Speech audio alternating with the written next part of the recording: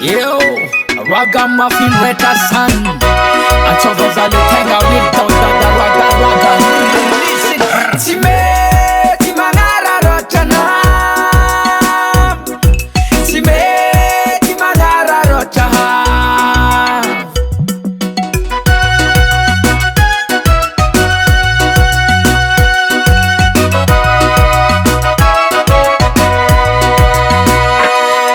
Mahita is enough if I'm up to he left a jam Gakani no left a tarbo hang ever ham Revenue sanam zahe tochi na hefa Post to voraka na uvala na alefa yo Angat longa reo anda hinga namang Na misa ngat post fa aremi peki man Tia mi famal mahatara fiya fan Nefarets na mga fana mga pinana Lala love yan, buva changa boka Kifana mtambaza ngao nifike hatwaka Kuhanga no kumbala Nasa na mbwaka Anakoti hande havera na wasya kuhaka Misa zanyamzan mandem tekibara Mahita all hai mangir kama ngambara sad Yantonga twaka yantonga sigala Fumba kara zanyala fatitara Yala nare fama timanza Batitara haderno ambwa Stia vanteng amba yala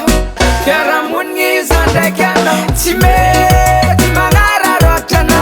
Onare upanganu tarzan Timangara rochaha Watire biha boka l'argent Timangara rochana Onare upanganu tarzan Timangara rochaha Watire biha boka l'argent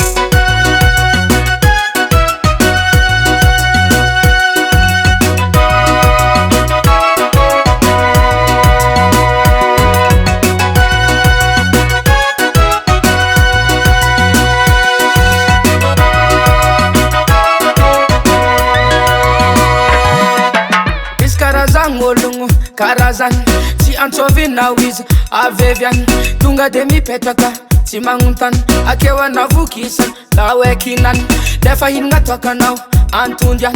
si mande mod toka jab kotilan manaf karazan tenga real zanatan reftis takzan tiyawan was now modis me too man si was now modis tenga mandan jatan yam no jab tenga mi sol varan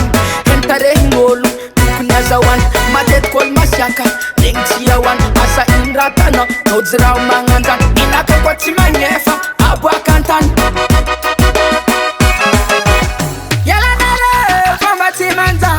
Batitara haderno ambwa Stia vanteng amba yala Yara mungi zande kiano Timangara rochana Onare upanganu tarzan Timangara rochaha Biha boka l'argent Timangara rochana Onare upanganu tarzan Timangara rochaha Biha boka l'argent